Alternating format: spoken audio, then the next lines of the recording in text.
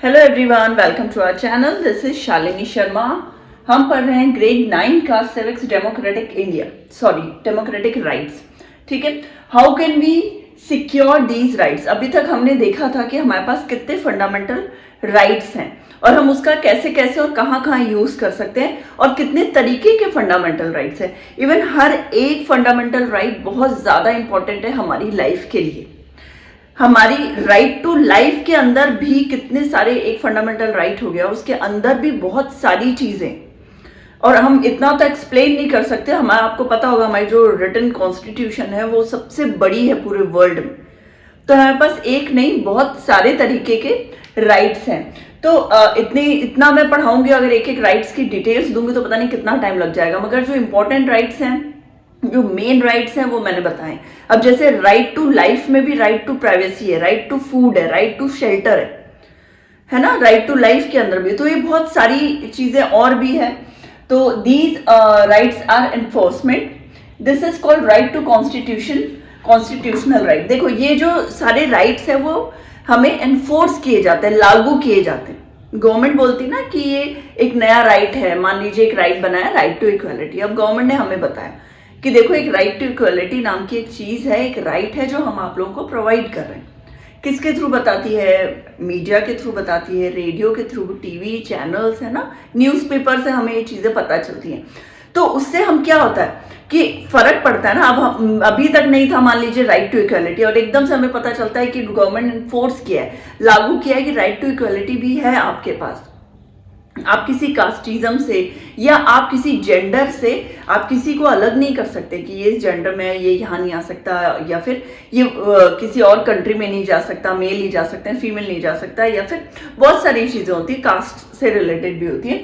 तो ये ऐसा नहीं कर सकते कोई। This is called right to constitutional right. ठीक है, देखो, ये एक राइट टू कॉन्स्टिट्यूशन रेमेडीज होना चाहिए। रेमेडीज में क्या होता है, ये सब कुछ आ जाता है। राइट टू कॉन्स्टिट्यूशन रेमेडीज, मैंने बोला हार्ट एंड सोल बताया। किसने बताया? बी आर अम्बेडकर जी ने। क्यों बताया? क्योंकि कोई भी ऑफिसर, मान लीजिए कोई भी XYZ गवर्नमेंट ऑफिसर है, नॉर्मल आदमी है, या कोई मिनिस्टर साहब है, या कोई जज, वो भी आपको ये बोले कि आप ये राइट आपके पास नहीं है, you can not speak in front of all, you cannot speak about this topic, you cannot show about this topic, media वाले को मना करे तो उसके पास ये राइट नहीं है। कोई भी ऐसा आदमी जो ऐसा कर रहा है तो वो पनिश कर, मतलब हम गवर्नमेंट उसे पनिश कर सकती है। अगर हम जाएं कोर्ट में, सुप्रीम कोर्ट, हाई कोर्ट में, तो गवर्नमेंट उसे पनिश करेगी, क्योंकि राइट आपको ऑलरेडी गवर्नमेंट ने प्रोवाइड कर लिया। It is invalid to take away, ये कोई भी नहीं ले सकता। And limit fundamental right even by government bodies. Government bodies भी अगर आपको बोलती है, कोई भी गवर्नमेंट बॉडीज का मतलब सिर्फ ऑफिस से नहीं है, कोई बॉडी नहीं, गवर्नमेंट ऑफिसर्स, गवर्नमेंट से रिलेटेड कोई भी आदमी बोलता है तो वो भी बिल्कुल गलत है, वो ऐसा नहीं कर सकता। जैसे बोलते हैं ना, भगवान ने हमें जिंदगी दी है, तुम कौन होते हो छीनने वाले। तो गवर्नमेंट ने हमें ये सारे राइट्स दिए, कोई भी नहीं होता हमसे वो छीने। Supreme court, high court have power to issue orders which against them. उनके पास ये पावर है, सुप्रीम कोर्ट, हाई कोर्ट के पास, कि वो इमीडिएटली उनको पनिश करें, उनके अगेंस्ट में ऑर्डर निकालें, या रिट्स का मतलब क्या होता है? प्रोहिबिशन हो गया। और भी बहुत सारी चीजें हैं, कभी इसके भी कोई पर्टिकुलर वर्ड के बारे में भी बहुत कुछ बताऊंगी आपको। ऑर्डर होते हैं, रिट्स होते हैं अगेंस्ट देम, उनके अगेंस्ट में कोई भी लॉ पास कर सकती है, कुछ भी ऑर्डर दे सकती है। Expanding scope of rights. अब राइट का एक्सपेंडिंग स्कोप क्या है? क्या है मतलब एक्सपेंड बोलते हैं ना अपन, और बढ़ाना क्या है? Not only these, we have many more rights. देखो, एक राइट में मैंने बोला न जाने कितने सारे और राइट्स है। सिर्फ हमारे पास एक यही कुछ राइट्स नहीं है जो 6 मैंने बताए, और भी बहुत राइट्स है। Governments are responsible for free education. 14 years तक फ्री एजुकेशन देगी गवर्नमेंट, ये उन राइट्स में नहीं था, but we have that right. ठीक है, supreme court added right to food in right to food और privacy. In right to food and privacy is right to life में आएगा। देखो, ये राइट टू फूड और राइट टू प्राइवेसी किस में आता है? राइट टू लाइफ के अंदर आता है। राइट टू लाइफ में राइट टू फूड भी है, राइट टू प्राइवेसी भी है, राइट टू स्पीक भी है, right to not to speak भी है। मतलब ये जरूरी नहीं है कि कोई आपको फोर्स करे। कोई बच्चा है, अगर मान लीजिए क्लास, उस पूरी क्लास में बहुत टॉकेटिव स्टूडेंट्स है, एक सिंगल बच्चा है जो नहीं बोलना पसंद करता, या कम बोलना पसंद करता है, तो मैं उसे मार मार के फोर्स नहीं कर सकती कि तुम बोलो बोलो बोलो, तुम्हें बोलना पड़ेगा। नहीं, राइट नॉट टू स्पीक भी है हमारे पास। अगर आप नहीं बोलना चाहते हो तो भी वो आपकी मर्जी है, ये आपकी लाइफ है, आप कैसे जीना चाहते हो। बस इतना सा समझ लो, ये जिंदगी आपको भगवान ने दी और गवर्नमेंट ने ये बोल दिया कि अब आपको कोई भी ऐसा नहीं है, कोई लॉ नहीं है कि आपको फोर्स करे कि आप इसको इस तरीके से जियो। देखो, पेरेंट्स की बात अलग है, वो आपको डिसिप्लिन सिखाते हैं, बातें समझाते हैं, बहुत अच्छी बात है, वो हमें सीखनी भी चाहिए।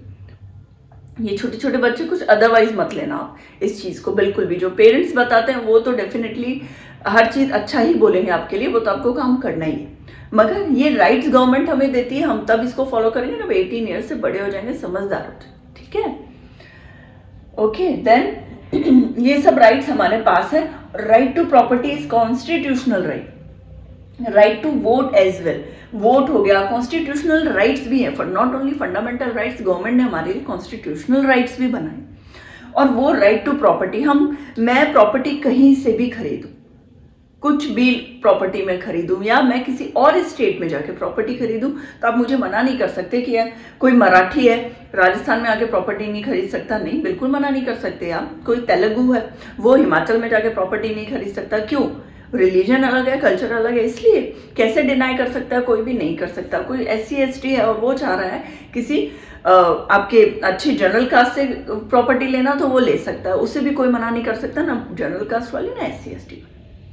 फिर भी बहुत बहुत ऐसी न्यूज आती है हमारे पास जो कि पेपर में आप देखोगे तो इन सब के अगेंस्ट ही जाते हैं। इतना एक्सप्लेन करते हैं लोग, इतना बताते हैं, मीडिया, टीवी, न्यूज, मगर फिर भी कई चीजें होती है, जैसे ये चाइल्ड मैरिज वाला देख लो आप, कितना ही रोक लो मगर हर साल आख्या तीज के उस टाइम देखोगे तो बहुत सारे बच्चों की शादियां होती। तो ये बहुत गलत है, चीजें बहुत ही गलत है। Right to property is constitutional right, right to vote भी देखो, ये भी कॉन्स्टिट्यूशनल राइट्स अलग है हमारे पास, इतने राइट्स के बाद भी। तो किसी भी, मैं बोलती हूँ किसी भी वुमेन को, गर्ल चाइल्ड को, या चाइल्ड को, या ओल्ड एज वाले जो लोग होते हैं, उनको आप किसी भी तरीके से कभी भी ना तो उन लड़कियों को झेलना चाहिए। कुछ बहुत सारे राइट्स हैं, उन लोगों को आप बताएं भी, एक्सप्लेन भी करें। बच्चों के लिए आप बताएं, जो ओल्ड एज है, जो बूढ़े हो चुके हैं, उन लोगों को बताइए कि गवर्नमेंट बहुत सारे राइट्स देती है। किसी भी चीज, किसी भी टॉर्चर को झेलने से अच्छा है एक बार कोर्ट जाना। इकोनॉमिक, सोशल, कल्चरल राइट, पता नहीं कितने ही है। Many rights are not directly a part of fundamental right, directly fundamental right में नहीं है, बट वो भी राइट्स हैं हमारे पास, इकोनॉमिक, सोशल, कल्चरल राइट। अब लाइक अगर मैंने एक फोन खरीदा है, वो फोन, मैंने कोई भी एक फोन XYZ एक फोन लिया है, तो ये मेरा राइट है ना कि मैं कौन सा फोन खरीदती हूँ। वीवो या ओप्पो वाला जो ऑनर है वो मुझे फोर्स करेंगे कि नहीं, तुम्हारे घर में तो सिर्फ वीवो ही आना चाहिए, तुम्हारे जो फैमिली मेंबर्स है सब वीवो ही रखें। एक बार फोर्स किया, किसी ने ले लिया, दूसरे के लिए भी वो फोर्स कर रहे हैं, ले लिया, तीसरे को भी आप मान जाओगे तो डेफिनेटली वो यही बोलेगा कि तुम्हें लेना पड़ेगा, खरीदना ही पड़ेगा। मैं एक छोटी फैमिली की बात कर रही हूँ, हम सिटी के बारे में ले सकते हैं, स्टेट के बारे में ले सकते हैं।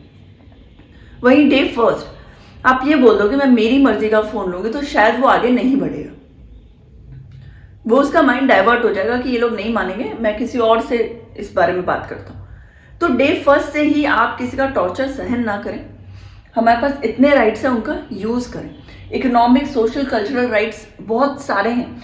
ये सोशल राइट में आया कि मैंने कोई भी फोन खरीदा है, मेरी मर्जी, मैं उससे बात करूं किसी से कितने, 1 घंटे 2 घंटे, वो मेरी मर्जी।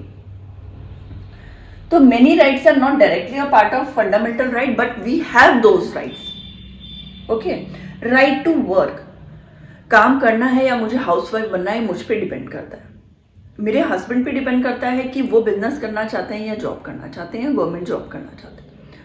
कोई नहीं बोल सकता उन्हें कि ये बिजनेस तुम नहीं करोगे, ये तो हमारा काम है।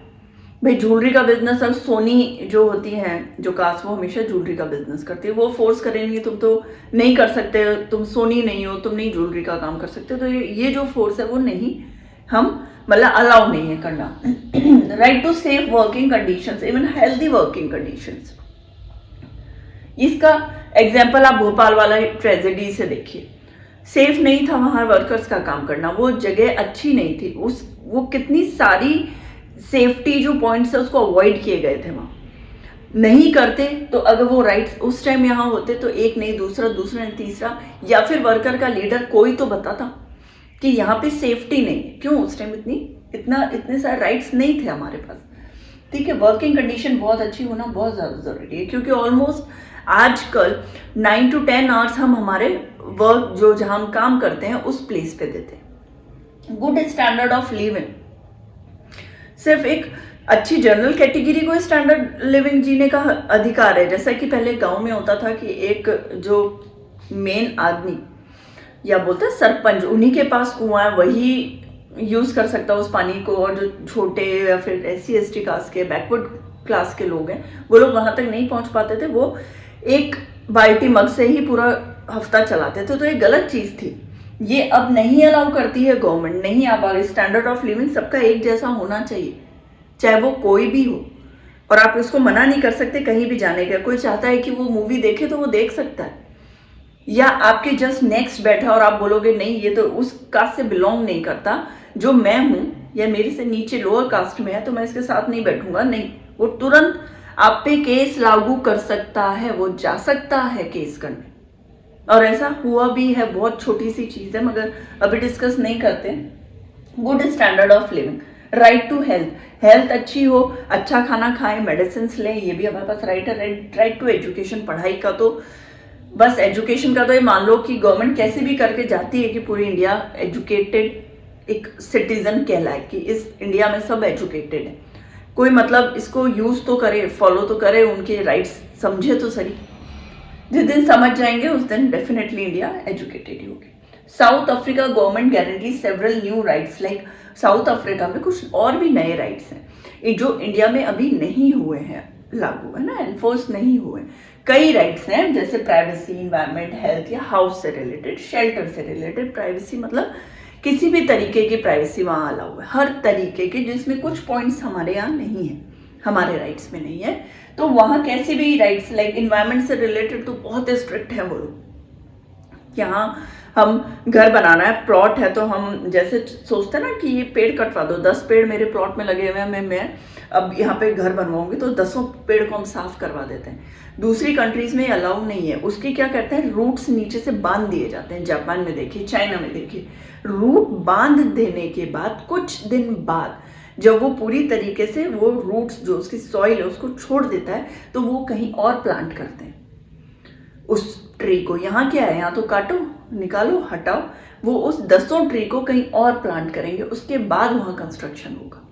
ये कुछ चीजें हैं जो यहाँ भी अप्लाई होनी चाहिए, बहुत अच्छी हैं। हेल्थ से रिलेटेड हो गई, हाउस से रिलेटेड। हेल्थ के लिए अभी भी वहाँ पे बहुत सारी चीजें फ्री हैं।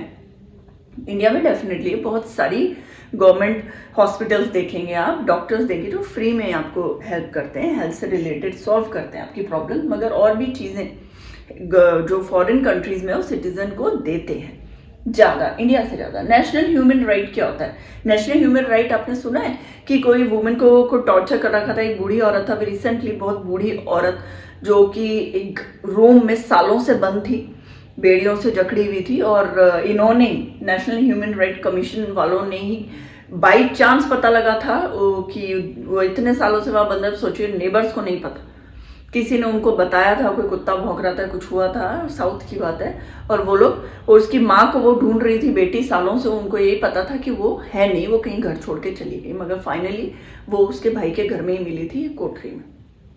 किन लोगों ने बचाया? नेशनल ह्यूमन राइट कमीशन वालों ने बचाया था। वो लोग गए थे, एक डॉग लगातार भौंक रहा था, तो नेबर ने जब देखा तो एक छोटे से खिड़की के छोटी सी झुरी से देखा तो पता चला कि वो वहीं पे बहुत बुरी कंडीशन में रोज पे बैठी है जमीन पर। तो ये किसने हेल्प की? National human right commission. ये लोग देखो अपनी पनिशमेंट भी दे सकते हैं, इनका अलग केस चलता है, इनका अलग कोर्ट होता है, और ये सब क्या होता है, अपने सिटीजन के लिए होता है, उनकी देखरेख के लिए होता है, हेल्प करने के लिए होता है। जैसे कि वुमेन का आप कई बार आप सुनते होंगे हैरेसमेंट, तो वो कहाँ जाती है? वो महिला ऐसे कमीशन में ही जाती है ना, वुमेन रिलेटेड ह्यूमन कमीशन में ही जाती है।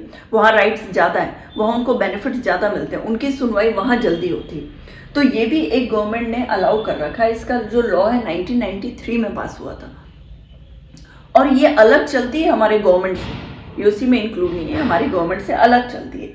कमिश्नर अपॉइंट कौन करता है? प्रेसिडेंट करता है, और पनिश कर सकते हैं, ये गिल्टी जो है उनको पनिश भी कर सकते हैं। Anyone can write letter to them. अगर कोई जाके बोलना नहीं चाहे कि उससे डर लग रहा है कि मैं वहाँ जाऊँगी तो जो मुझे लोग मार रहे हैं, या मान लीजिए कि उनके पेरेंट्स उस बच्चे को मार रहे हैं, या उनका पापा उस बच्चे को मार रहा है, या वाइफ को मारता है, तो वो वहाँ जाएगी तो उसे शायद पता चल जाएगा, तो वो एक लेटर भी लिख सकती है। और लेटर की और इनकी कोई फीस नहीं है, हेल्प करने की कोई फीस नहीं है, कोई पैसे नहीं लगते। तो वो हम उनको लेटर के थ्रू भी बता सकते हैं हमें क्या प्रॉब्लम है। NHRC इज इन 26 स्टेट, ये 2008 का है। 26 स्टेट्स में NHRC के ऑफिसेज हैं, और कोर्ट्स हैं, उनके ऑफिस हैं, अलग से जो कोर्ट्स होती हैं वो भी है। अब तो डाटा अलग होगा, 2018 के बाद बाकी के 4 साल और बढ़ गए होंगे इनफैक्ट। तो ये बहुत अच्छा बना हुआ है कि अब यहाँ सुप्रीम कोर्ट, हाई कोर्ट में डर लगता है बच्चों को, लड़कियों को, महिलाओं को, औरतों को, कि हम डायरेक्ट नहीं जाएं, पता नहीं वो लोग क्या सोचेंगे। तो ये चीज़ बनाई है गवर्नमेंट ने। चुपचाप वहाँ लेटर दीजिए, आपके सॉल्व करने, आपकी प्रॉब्लम, आपका जो जितना भी आपका केस होगा ना, उसके बारे में देख रेख भी उस आदमी को पता भी नहीं चलेगा, और हो रहा होगा इन्वेस्टिगेशन। तो ये बहुत अच्छी चीज़ है। तो ओवरऑल हमारा ये डेमोक्रेटिक राइट्स वाला चैप्टर खत्म होता है। चलिए, थैंक यू सो मच।